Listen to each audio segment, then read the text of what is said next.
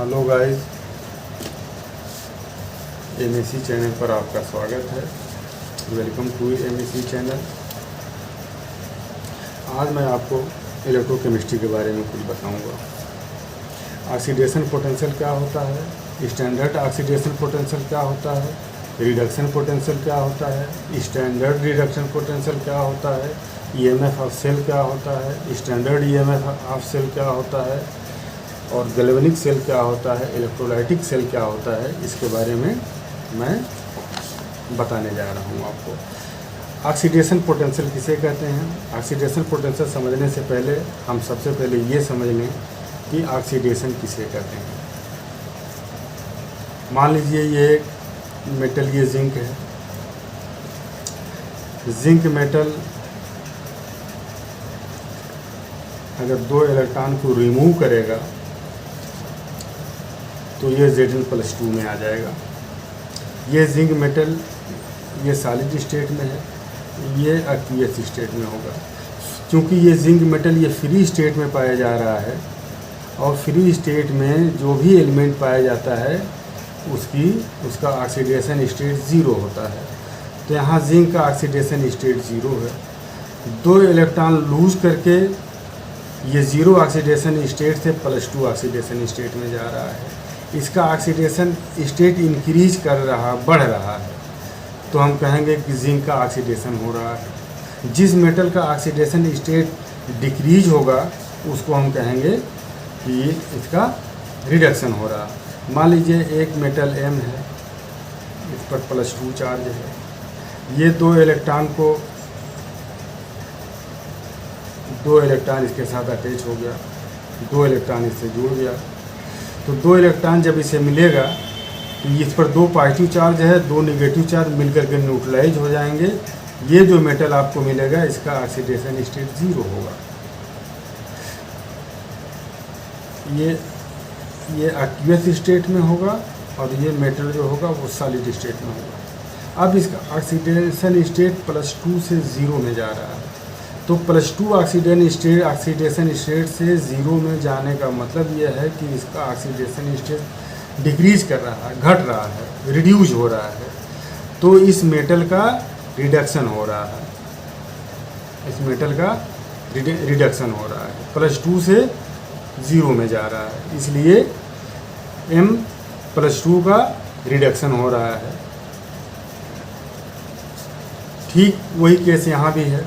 मान लीजिए ये आपका जिंक सल्फेट का सलूशन है और ये आपका जिंक है, और जिंक इलेक्ट्रोड को इसके मेटल के सॉल्ट सलूशन में हमने डिप कर दिया, डाल दिया इसको। तो जिंक का चूँकि ऑक्सीडेशन पोटेंशियल अधिक होता है, ज़्यादा होता है, इसलिए जिंक ऑक्सीडाइज होगा, जिंक का ऑक्सीडेशन होगा। तो जिंक का जब ऑक्सीडेशन होगा तो यहाँ से जिंक के जो मेटल हैं ये यहाँ से टूटेंगे, यहाँ से टूट करके ये आएंगे सलूशन में। जब ये सलूशन में आएंगे टूट करके तो Zn+2 कैटायन बनेगा और ये Zn+2 आ जाएगा सलूशन में। Zn+2 आ जाएगा सलूशन में और ये 2 इलेक्ट्रॉन जो रिलीज हुए हैं ये 2 इलेक्ट्रॉन इस इलेक्ट्रोड पर डिपॉजिट होंगे।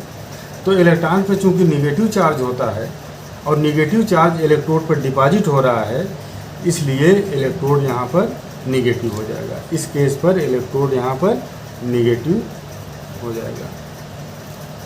और दूसरी बात मैं आपको बता दूं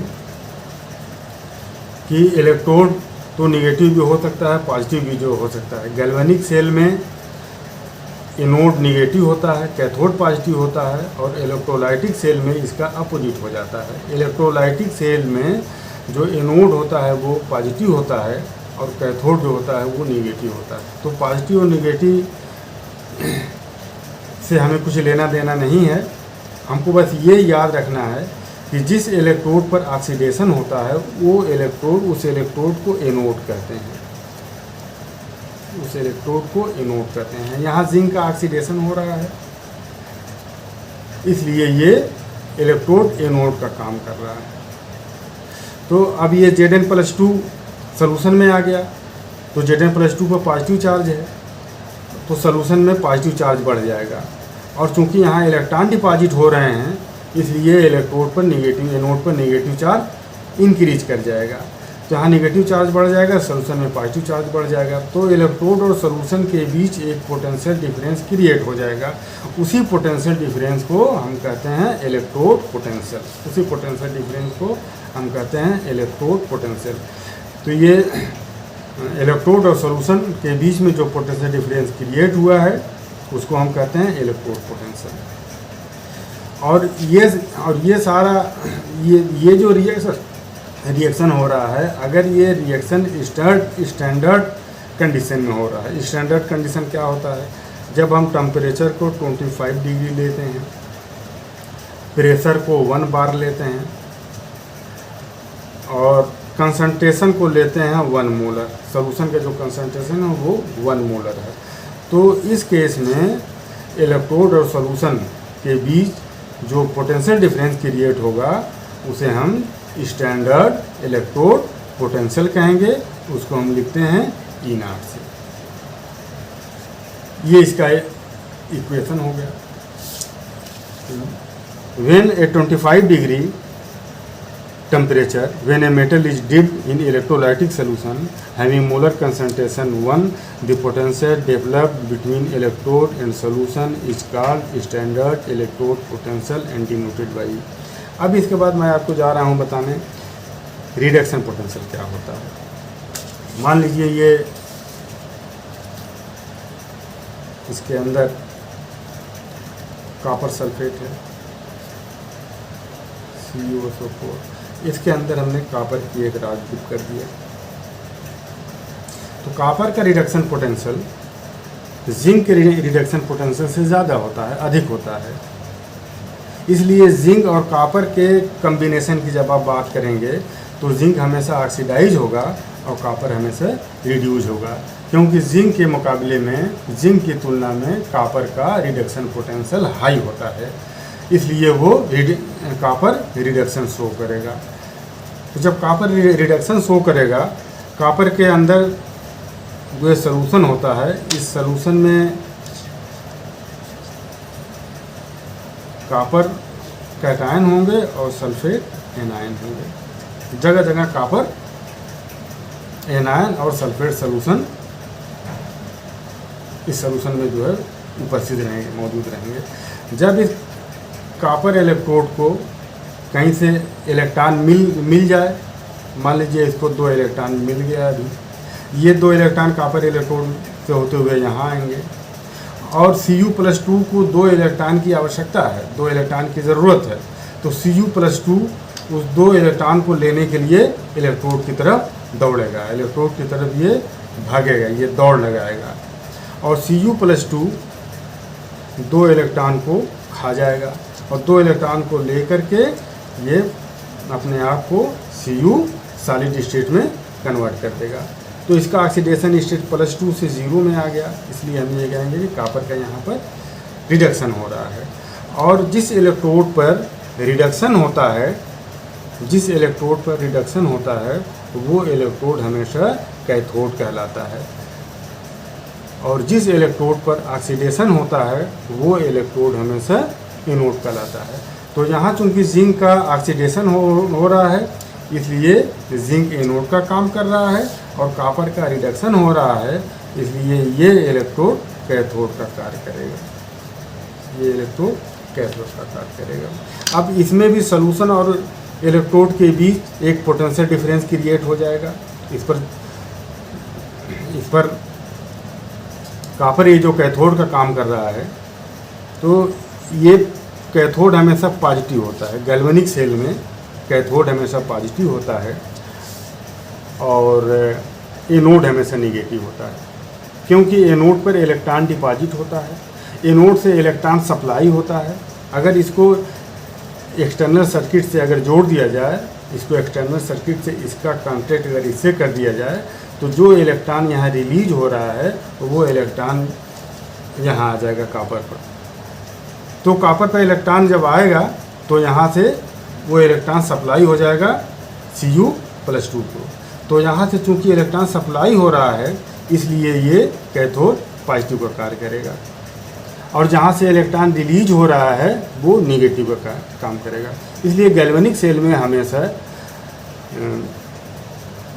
जो एनोड होता है वो निगेटिव होता है और जो कैथोड होता है वो पॉजिटिव होता है। तो इलेक्ट्रोड, एनोड और कैथोड और सॉल्यूशन के बीच जो यहाँ पर पोटेंशियल डिफरेंस क्रिएट होगा, उस पोटेंशियल डिफरेंस को हम कहते हैं रिडक्शन पोटेंशियल। और ये रिडक्शन पोटेंशियल अगर स्टैंडर्ड कंडीशन में हो रहा है, टेम्परेचर 25 डिग्री, इसका सॉल्यूशन का कंसंट्रेशन 1 मोलर, तो जो दोनों के बीच पोटेंशियल डिफरेंस क्रिएट होगा उसको हम standard reduction potential means SRP कहेंगे। SRP कहेंगे। यहाँ पर जो पोटेंशियल डिफरेंस क्रिएट होगा स्टैंडर्ड पोजीशन में, इसको SOP कहेंगे।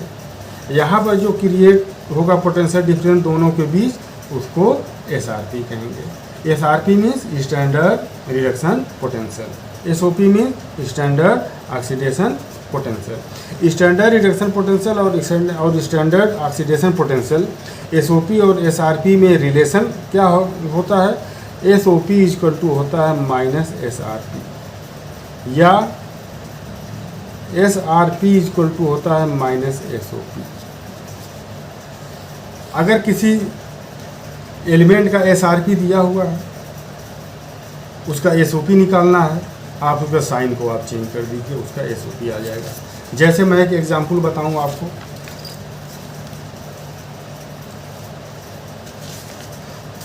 कॉपर का कॉपर का SRP होता है 0.3 प्लस 0.34 वोल्ट। कॉपर का SRP प्लस 0.3 वोल्ट होता है। अगर आपसे पूछा जाए कि कॉपर का SOP क्या होगा, तो कॉपर का SOP जो होगा, SOP equal to minus of SRP। तो ये जो SRP है इसको माइनस में आप कर दीजिए, तो ये कॉपर का SOP हो जाएगा। कॉपर का स्टैंडर्ड ऑक्सीडेशन पोटेंशियल माइनस 0.34 और कॉपर का standard reduction potential plus 0.34।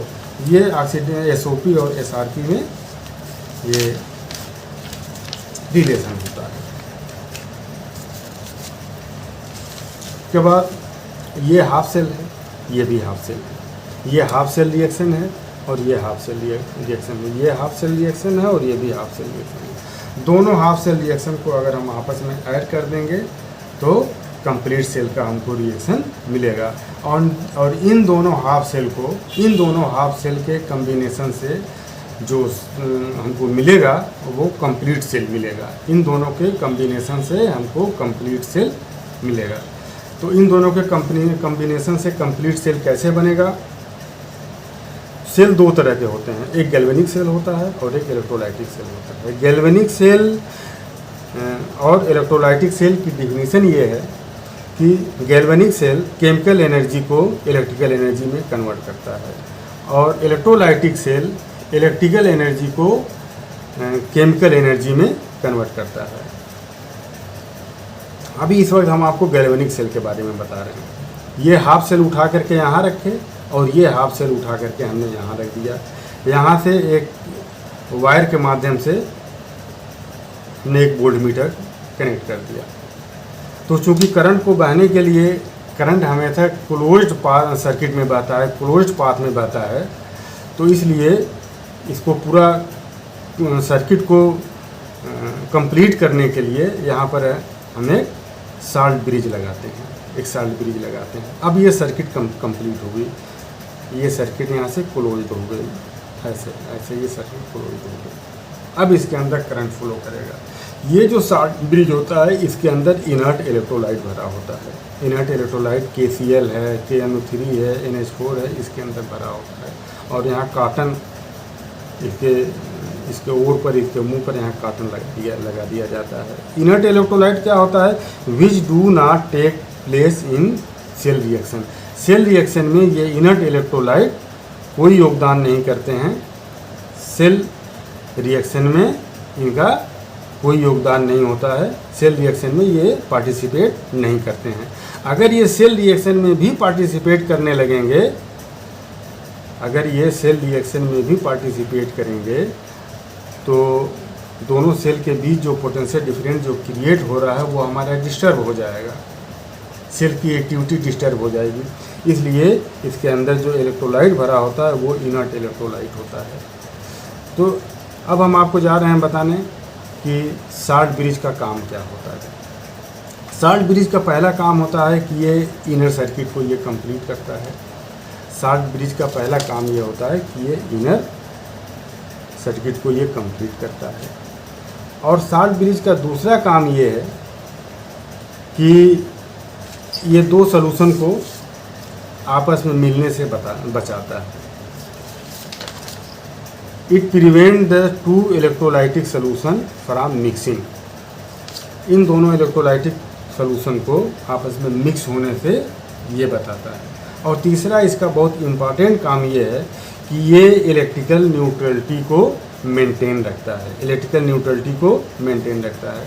Electrical neutrality को मेंटेन रखने का मतलब ये है कि जहाँ ऑक्सीडेशन हो रहा है, यहाँ अगर मान लीजिए ऑक्सीडेशन की स्पीड अगर बढ़ गई, अगर इंक्रीज कर गई, तो सॉल्यूशन में प्लस आयन ज़्यादा आने लगेगा। जब सॉल्यूशन में प्लस आयन अधिक आने लगेगा तो इसके और इसके बीच में एक एक्स्ट्रा पोटेंशियल डिफरेंस क्रिएट हो जाएगा जो सेल की एक्टिविटी को प्रभावित करेगा, अफेक्टेड करेगा। तो ये दोनों के बीच इलेक्ट्रिकल न्यूट्रलिटी को ये मेंटेन करता है। जब इसके अंदर जब इसका रिएक्शन इंक्रीज कर जाएगा और Zn+2 सॉल्यूशन में ज़्यादा आने लगेगा तो फ़ौरन KCl3 से KCl3 जो इलेक्ट्रोलाइट है, इसका जो Cl- है वो इसके अंदर रिलीज होगा और इसको न्यूट्रलाइज करने का प्रयास करेगा। इस तरह से दोनों की न्यूट्रलिटी मेंटेन रखता है कौन? ये साल्ट ब्रिज। अब इसके बाद आ जाइए इसके रिएक्शन पर। कैथोड पर क्या रिएक्शन होगा इसमें? यहाँ